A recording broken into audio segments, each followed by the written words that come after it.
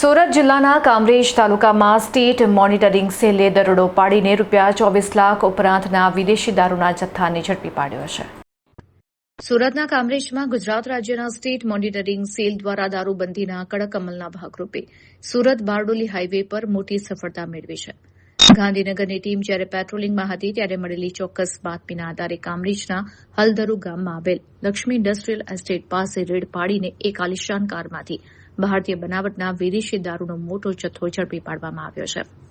ASI જયેન્દ્રભાઈ Hasmukhbhai અને તેમની ટીમે બાતમીવાળા સ્થળે પહોંચી તપાસ હાથ ધરતા ત્યાંથી પસાર થઈ રહેલી એક ઇનોવા ગાડીને અટકાવવામાં આવી હતી.